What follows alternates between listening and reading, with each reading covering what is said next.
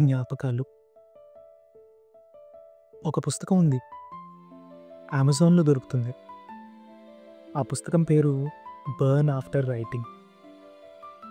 మీ గురించి మీరు బాగా తెలుసుకోవాలనుకుంటే తప్పకుండా రాయాల్సిన పుస్తకం.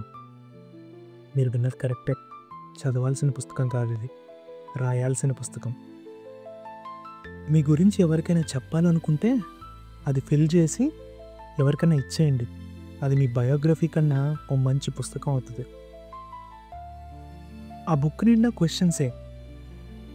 ఆ క్వెషన్స్‌ని ఆన్సర్ చేస్తున్న కొద్దీ మీ గురించి మీరు బాగా తెలుసుకుంటారు. ఆ పుస్తకంలో ఆ క్వెషన్స్ రాయడానికి ట్రై చేస్తున్నప్పుడు అందులో ఉన్న ఒక క్వెషన్ నా మైండ్ బాగా పాడు చేసేసింది. అదే ఇది. నువ్వు పుట్టిన దగ్గర నుంచి మొట్టమొదటిగా గుర్తున్న జ్ఞాపకం ఏమిటి అని. శిథిలాల జ్ఞాపకాల్లోకి, ఆలోచనల ఊబిలోకి దిగిపోయా నేను.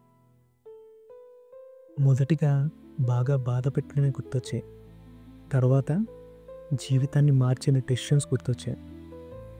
గుర్తొచ్చినవన్నీ ఈ మధ్యన 5 లేక 10 ఏళ్లలో జరిగినవే.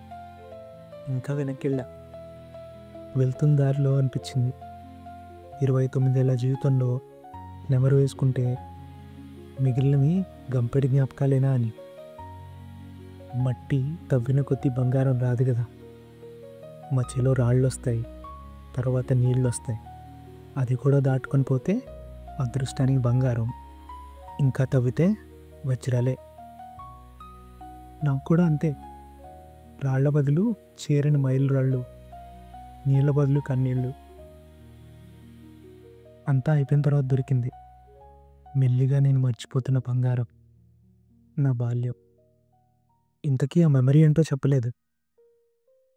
అది మా అన్నయ్యతో. పేరుకి అన్నయ్య కానీ ఎప్పుడూ అలా పిలవలేదు. యమా కొట్టుకునేవాళ్ళం.